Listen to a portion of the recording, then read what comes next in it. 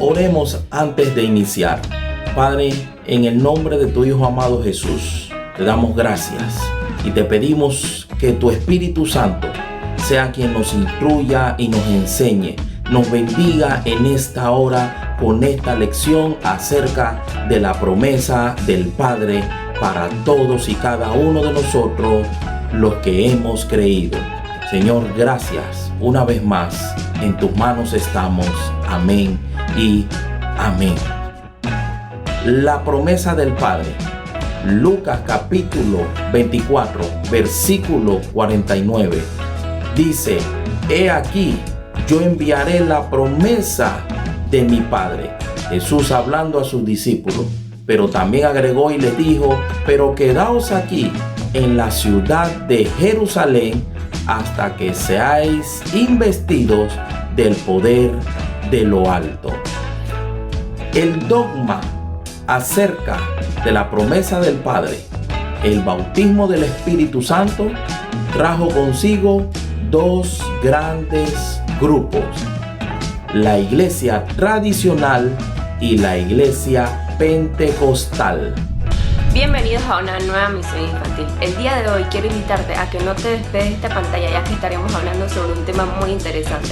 Antes de empezar, quiero recordarte que nos puedes sintonizar y seguirnos a través de nuestras redes sociales, en Instagram como Misión Infantil 507, en Facebook como Misión Infantil Osana y por nuestro canal en YouTube como Misión Infantil TV.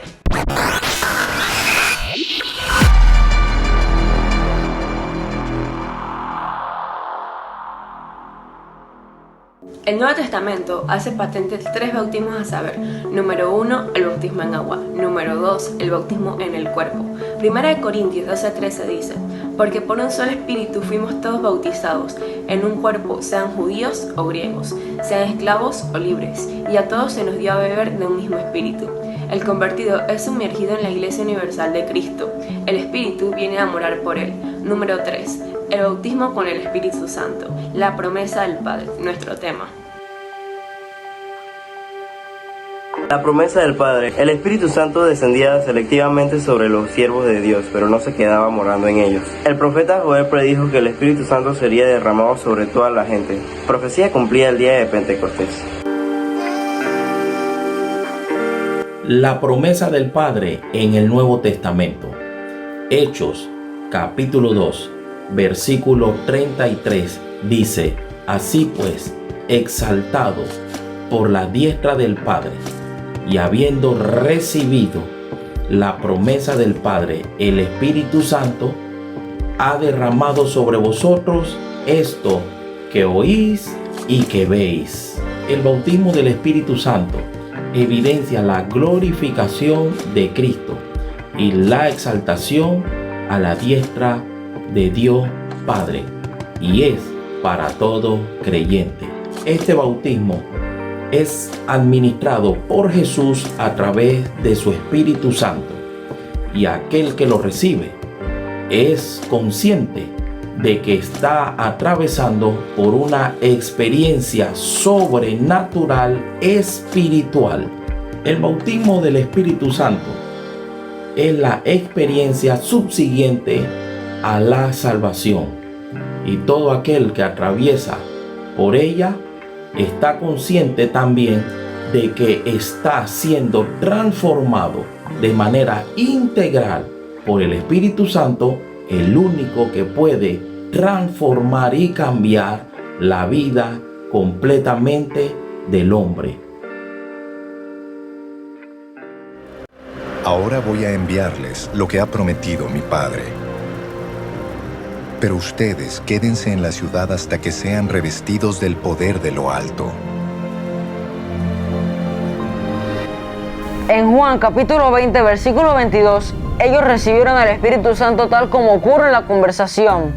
Pero en los citados versículos, Cristo se refiere al bautismo del Espíritu Santo para ser investidos de poder desde lo alto. Cuando el Señor emplea las conjunciones adversativas más y pero, está indicando a sus apóstoles que no tienen poder, sino que lo obtendrían en el momento que el Espíritu descendiese sobre ellos.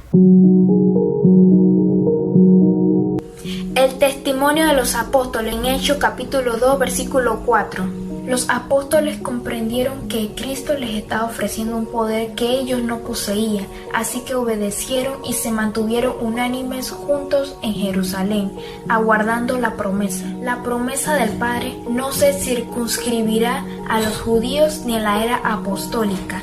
Es tan actual como lo fue en el primer siglo del cristianismo. Testimonio de los primeros cristianos de la época apostólica. A todos los que creían en el Señor Jesús, les imponían la mano para que recibiese el bautismo del Espíritu. Algunos recibieron el bautismo inmediatamente, otros tiempo después.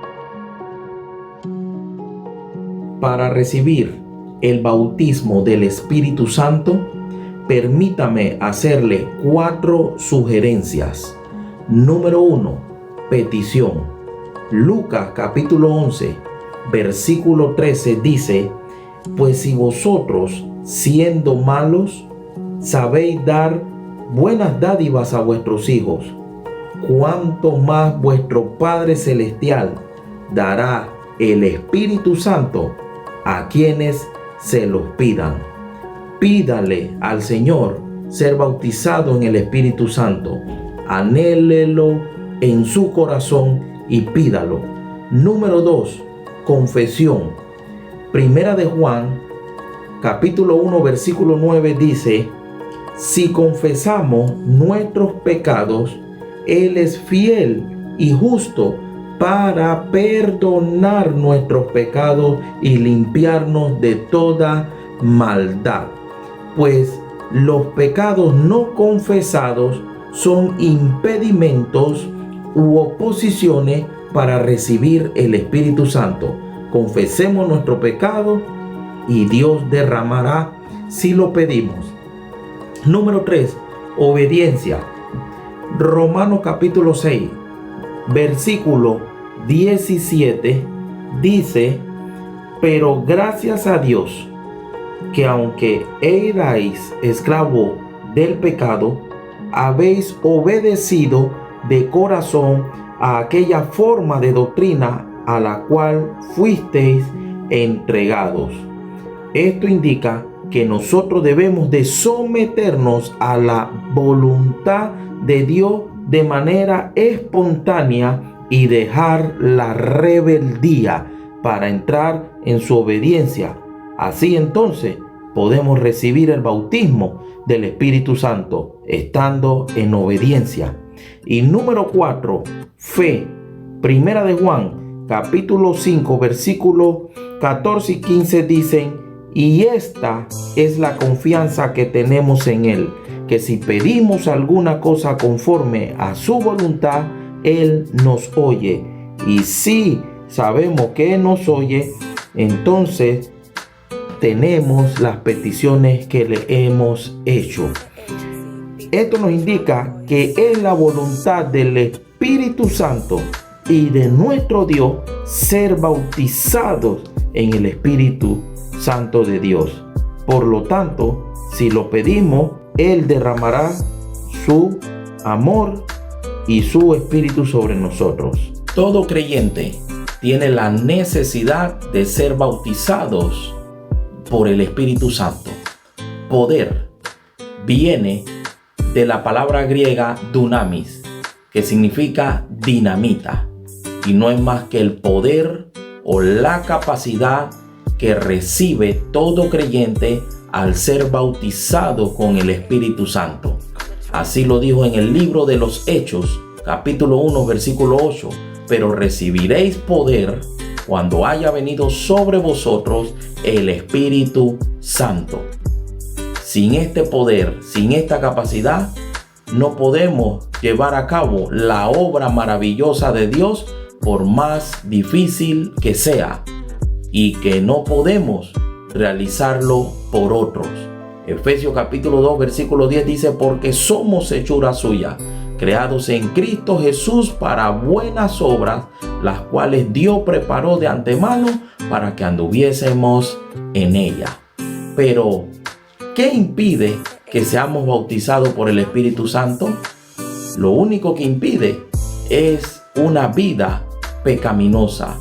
Por lo tanto, el pecado constricta, entristece y aparta al Espíritu Santo para que nos bautice y seamos investidos de ese poder. Si alguna vez has escuchado la frase el Espíritu Santo y quieres saber lo que significa, ¿por dónde tú empiezas? Tienes que empezar en la primera página de la Biblia, donde se presenta al mundo antes de Dios darle forma como un lugar oscuro y caótico. El Espíritu de Dios está ahí, sobre todo el caos, moviéndose, listo para traer vida, orden y belleza. Pero, ¿quién es el Espíritu de Dios? El Espíritu es la manera en que los autores bíblicos hablan de la presencia personal de Dios. La palabra hebrea es ruach. Ruach.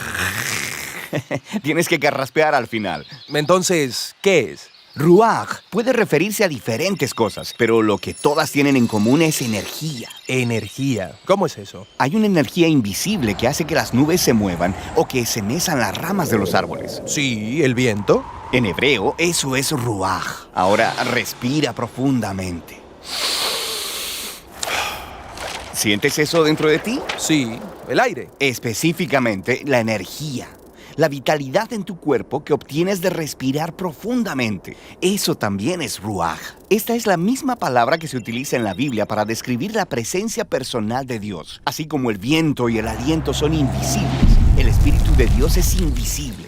El viento es poderoso y el Espíritu de Dios es poderoso. Así como el aliento nos mantiene con vida, el Espíritu de Dios sustenta toda la vida. Sí, ruach. Mientras continuamos a través de la historia bíblica, vemos al ruach de Dios dando capacidades especiales a las personas para hacer tareas específicas. La primera persona en la Biblia a la que le sucede esto es a José. El Espíritu de Dios le da la capacidad de entender e interpretar sueños. Y luego le sucede un hombre llamado Bezaleel, quien es un gran artista. El Espíritu de Dios le da sabiduría y habilidades. Se le da un genio creativo para hacer cosas hermosas en el tabernáculo. También vemos el ruach de Dios habilitar a un grupo de personas llamadas los profetas. Ellos son capaces de ver lo que está sucediendo en la historia desde el punto de vista de Dios. Exactamente. Este es el problema, como lo vieron los profetas. Aunque el ruach de Dios había creado un mundo realmente bueno, los humanos habían cedido al mal. Habían desatado el caos en él a través de su injusticia. Un nuevo tipo de desorden. Sí, y los profetas anunciaron que el Espíritu vendría, así como en Génesis 1, pero ahora para transformar el corazón del hombre, para capacitar a la gente, para amar a Dios y a los demás. ¿Cómo sucederá esta nueva obra del Espíritu de Dios? Pasan los siglos y se nos presenta a Jesús. Al principio de su misión, hay una hermosa escena en la que Jesús está siendo bautizado en las aguas del río Jordán. El cielo se abre y el Espíritu de Dios baja y se posa sobre él como un ave. La historia está diciendo que el Espíritu de Dios está capacitando a Jesús para empezar la nueva creación. Vemos que esto sucede cuando Él sana a las personas o les perdona sus pecados. Él está creando vida donde antes había muerte. Los líderes religiosos de Israel se opusieron a Jesús y eventualmente lo mandan a matar. Pero incluso ahí, el Espíritu de Dios está obrando. Los primeros discípulos de Jesús, quienes lo vieron resucitado de los muertos, dijeron que fue el espíritu energizante de Dios que levantó a Jesús de los muertos. Este es el principio de la nueva creación. Sí, y esta todavía continúa. Cuando Jesús se apareció a sus seguidores más cercanos, sopló sobre ellos y les dijo: reciban el Espíritu Santo. Poco después de eso, el Espíritu Santo vino poderosamente sobre todos sus discípulos, para que ellos puedan ser parte de esta nueva creación y compartan las buenas nuevas y aprendan cómo vivir bajo la energía e influencia del Espíritu de Dios. Hoy, el Espíritu sigue moviéndose en lugares oscuros. Sí, guiando a las personas hacia Jesús, transformándolas y capacitándolas para amar a Dios y al prójimo. La esperanza cristiana es que el Espíritu va a terminar este trabajo. La historia de la Biblia termina con la visión de una nueva humanidad viviendo en un mundo nuevo, permeado por el amor de Dios y por su Espíritu dador de vida. La promesa del Padre, bautismo con el Espíritu Santo, evidencia la glorificación de Cristo y su exaltación a la diestra de Dios. Hechos 2:33 dice: así que exaltado por la diestra de Dios y habiendo recibido del Padre la promesa del Espíritu Santo, ha derramado esto que vosotros veis y oís. Hechos 2:39 dice: porque para vosotros es la promesa y para vuestros hijos y para todos los que están lejos, para cuantos el Señor nuestro Dios llamare.